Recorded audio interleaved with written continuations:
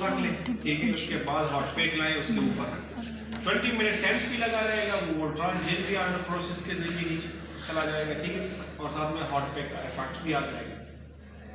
अक्सर औक़ात यहाँ पे पेशेंट्स को कहते हैं ना, आप न्यूब्रॉल 4 दे देते हैं, तो वो कहते हैं जी न्यूब्रॉल 4 तो मैंने पहले भी कर ली है, तो उसका तो कोई इफेक्ट मेरे पे नहीं है। मेन उसमें जो थ्योरी ये है कि जब ये तो मसल्स में जाते हैं ना, spasm is in the muscles, तो वो मसल्स में वो ब्लड सप्लाई इतनी कम है कि वो जो मेडिसिन है वो उस लेवल का पहुंचता ही नहीं है उस मसल में।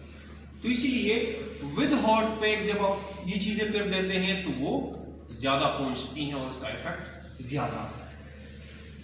एक अब तो बड़े के पास आता है पेशेंट, एक हमारे पास आता है, वो कोल्ट्रा लिखता है, सॉरी न्यूब्रॉल लिखता है, हम न्यूब्रॉल लिखते हैं, लेकिन साथ में हम ये कह देते हैं कि जी आप इसके साथ हॉट पैक लगाएं, इसके साथ ये एक्सरसाइज करें, इसके साथ ये करें। तो वो कहते हैं इससे तो इफेक्ट हुआ ही नहीं था पहले, इससे हो जाता है। क्यों? उसकी थ्योरी ये कि हम ये हॉट पैक से उसको ठीक और टेंस और कोल्ट्रा लगा के, ठीक है, ये तो हो गई। दूसरी चीज, ऐसे पेशेंट में आप प्रोन इनको रखते हैं, प्रोन उल्टा लेते हैं, ठीक है। पहले थोड़ा सा उल्टा लेटने में शायद अगर सीवियर केस हो तो उसको पेन होना हो, तो उसके लिए आप क्या कर लेंगे, थोड़ा सा पेशेंट आ जाए,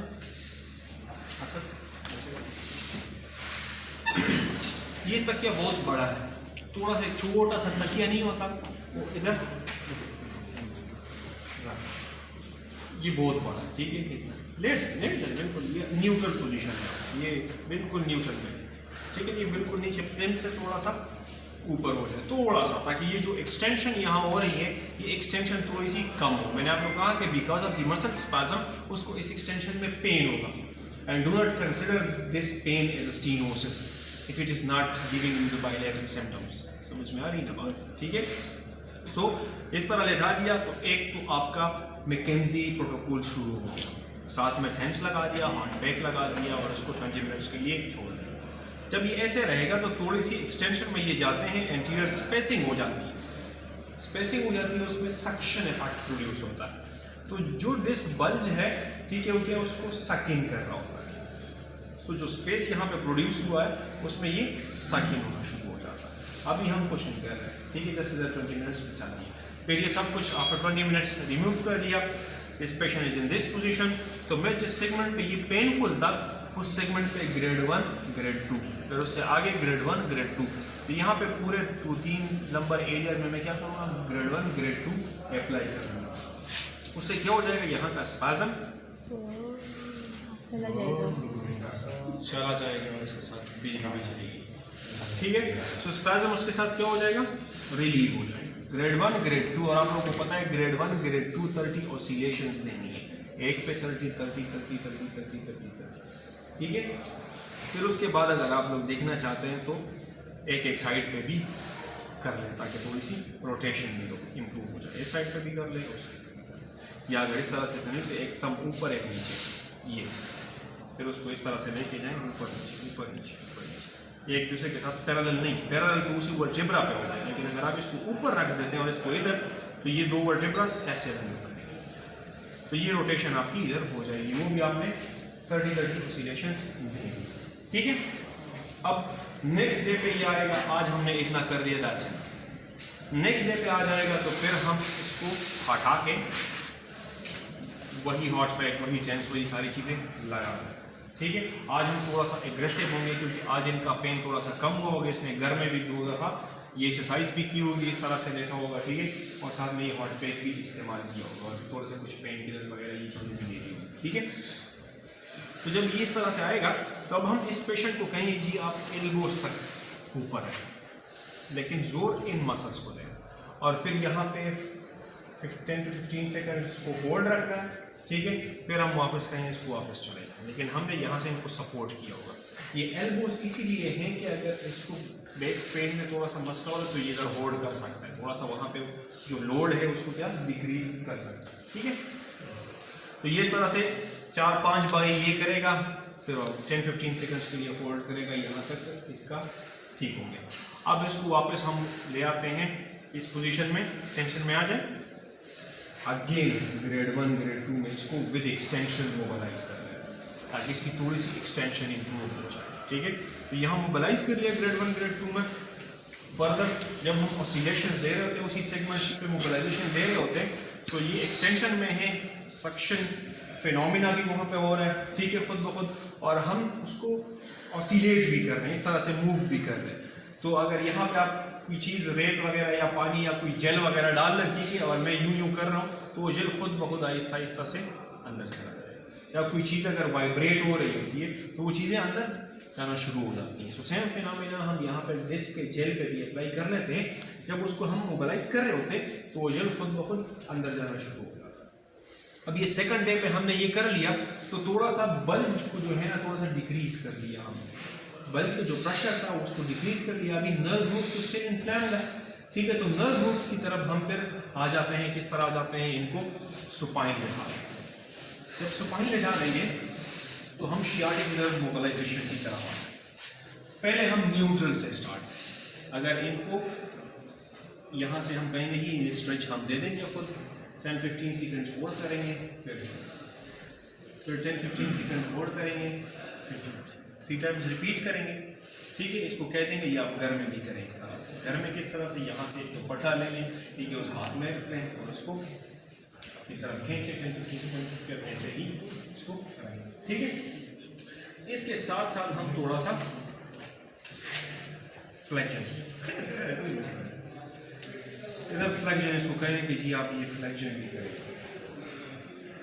ठीक है। इससे हम जस्ट इस एरिया में जो हैमस्ट्रिंग की अटैचमेंट है उसको क्या कर रहे हैं, डिक्रीज करें। अभी अगर हम ये वाला स्ट्रेच इसको देते हैं हैमस्ट्रिंग का तो उसमें शियाटिका नर्व रूट क्या है, इन्फ्लेम्ड है, और अभी सेकंड डे है तो वो पेनफुल हो सकता है, शायद ये हमें करने ना दे।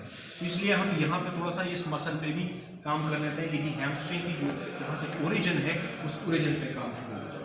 फिर यहाँ पे मेन चीज़ हैमस्ट्रिंग की स्ट्रिंग की ये आता है, ये बहुत ज़्यादा स्ट्रेच आपको फील हो रहा हो इस लेवल पे, लेकिन इसके साथ साथ वो शियाटिका का इशू आ रहा है तो इसलिए सेकंड डे पे या लोन वर्ड के लिए थोड़ा सा अनकंफर्टेबल फील कर रहा है, ठीक है। सो न्यूट्रल में शियाटिका को किया, यहाँ पे हैमस्ट्रिंग को किया, एक्सटेंशन में बैक एक्सटेंसर्स को क्या किया,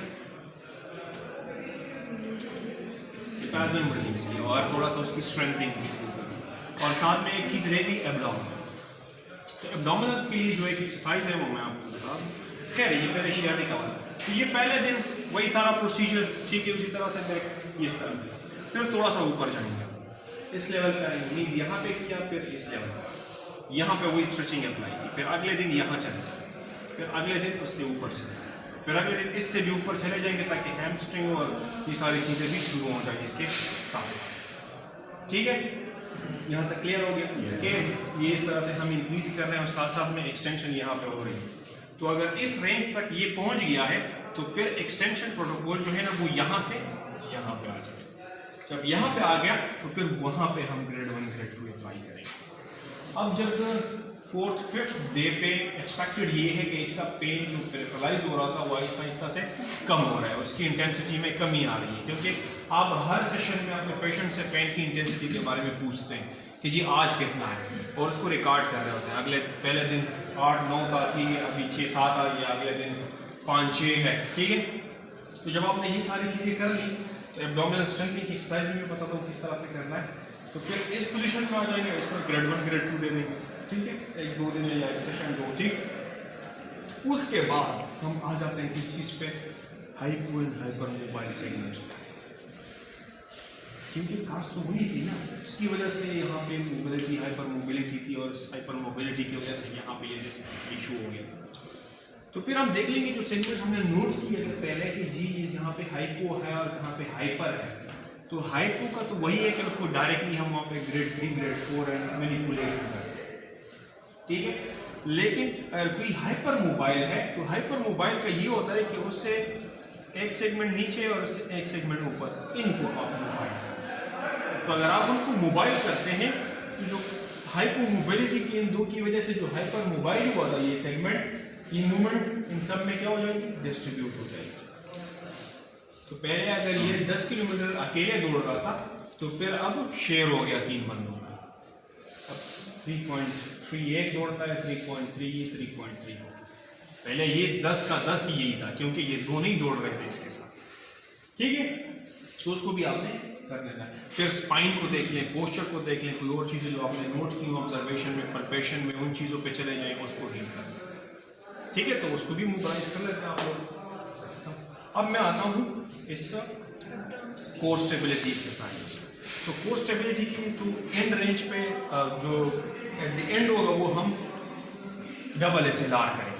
आप करें तो ये वहाँ बैक में भी आपके मसल्स को स्ट्रेंथन कर रहा है, यहाँ एब्डोमेन को। ठीक है, आप लोग अगर जब करेंगे तो यहाँ पे हाथ लगा के आपने करना है। ठीक है, आप करें अगेन, ये आप लोग देखें, ये इसके एब्डोमिनल्स बहुत ज़्यादा स्ट्रेंथन, लेकिन 10-15 सेकंड इसको होल्ड करना है आपने यहाँ पे। और साथ में मुमकिन हो तो यहाँ पे इस तरह से हाथ करें करें करें खुद करें। मैंने इसलिए रखा हुआ है कि अगर कहीं पे इसको प्रॉब्लम हो तो फिर मैं सपोर्ट करूँ, फिर वापस। ठीक है, शोल्डर एब्डोमिनल स्ट्रेंथनिंग की एक एक्सरसाइज। दूसरी एक्सरसाइज में आप लोग थोड़ा से वो इस वाले पोजीशन में आ जाएंगे, क्या कहते हैं उसको जी, कैमल पोजीशन। ठीक है, सो ये कैमल पोजीशन में ये आएगा। ठीक है, हम इनको कहेंगे कि जी आप टमी को टक इन कर लें, सांस को रोकना नहीं है, इधर नहीं उठाना, ये जगह नहीं उठाना, ये जगह नहीं उठाना, सीधा स्ट्रेट जी, टमी टक इन। ठीक है, सांस लेते रहें, थोड़ा सा आगे चले। ठीक है, ये बहुत दूर है, करीब नेक को एक्सटेंशन में रखना, टमी टक इन कर लें, सांस नहीं रोकनी। ठीक है, लेकिन टमी को टक इन रखना है और थोड़ा सा एंटीरियर रीच करें। ये मैं क्या कर रहा हूँ, टमी एक्सरसाइज। अब वो घर में जब जाएगा और कहेगी जी मैं हर बारी तो ये नहीं हो सकता। ठीक है, तो फिर क्या, ठीक है, तो फिर आप उसको कहें कि जी आप जैसे हैं सांस अंदर कर लें। ठीक है, उसके बाद बातें करें, तो ये टमी क्या होगी, अंदर। अब वैसे भी आप में से कोई इंटरेस्टेड हो ना टमी के लिए, तो वो ये एक्सरसाइज अपना वो बना लें, आदत बना, आदत करते जाएं, फिर कभी भी आपकी टमी बाहर नहीं आएगी। क्योंकि ये अक्सर लड़के तो वैसे भी कर लेते हैं ना, जा रहे होते हैं फिर इस तरह से किसी को दिल। ठीक है, तो ये एक बार आपकी आदत बन गई तो ये फॉर द लाइफ टाइम आपके लिए बड़ा इफेक्ट है। ठीक है, तो ये टमी आपने कर लिया, तो ये थी आपकी रेडिकुलोपैथी की ट्रीटमेंट। इसके साथ एडिशनल आप क्या कर सकते हैं, ट्रैक्शन मैंने बताया आप लोगों को। अगर वो ट्रैक्शन पॉसिबल नहीं है तो आप 1 लेग ट्रैक्शन कर लें। ठीक है, ऐसा तो जी,